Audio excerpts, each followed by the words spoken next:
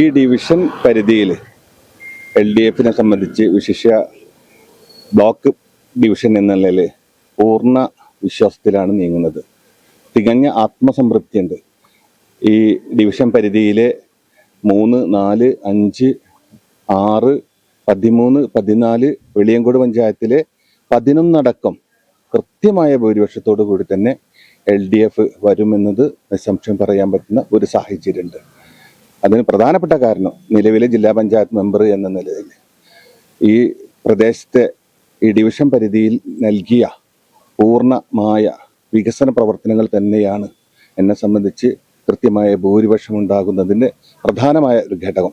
ഒപ്പം തന്നെ ഒരേ മനസ്സോടുകൂടി LDF-ന്റെ പ്രവർത്തകർ നടത്തിയ കഠിനാധ്വാനത്തിൻ്റെ ഒരു പ്രതിധ്വനി കൂടിയാകും ഇതിൻ്റെ വിജയമെന്ന് പറയാൻ പറ്റുന്ന ഒരു സാഹചര്യം നിലവിലുണ്ട് എന്നതാണ് കൃത്യമായി സൂചിപ്പിക്കാനുള്ളത്. ഈ പെരുമ്പടപ്പ് ഗ്രാമപഞ്ചായത്ത് ഭരണം LDF തുടരാൻ എന്തെങ്കിലും സാധ്യത ഉണ്ടോ? അതുപോലെ വെളിയങ്കോട് ഗ്രാമപഞ്ചായത്തിലെ ഒരു വാർഡും നിങ്ങളുടെ പരിധിയിൽ വരുന്നതാണല്ലോ. അപ്പോൾ പഞ്ചായത്ത് LDF-ന് തിരിച്ചു പിടിക്കാൻ ആവശ്യമായിട്ടുള്ള എന്തെങ്കിലും സാധ്യതകളുണ്ടോ? എങ്ങനെയാണ്?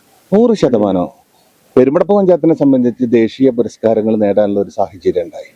ജനങ്ങൾ പെരുമ്പടപ്പ് പഞ്ചായത്തിനെ ചേർത്ത് പിടിക്കുന്നുണ്ട്.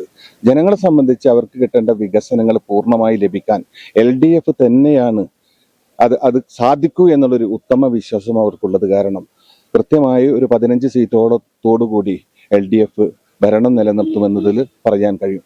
ഒപ്പം തന്നെ വെളിയങ്കോട് പഞ്ചായത്തിലെ ഒരു ദുർഭരണം, ആ ദുർഭരണം ജനങ്ങൾ പൊറുതിമുട്ടിയിരിക്കുകയാണ്.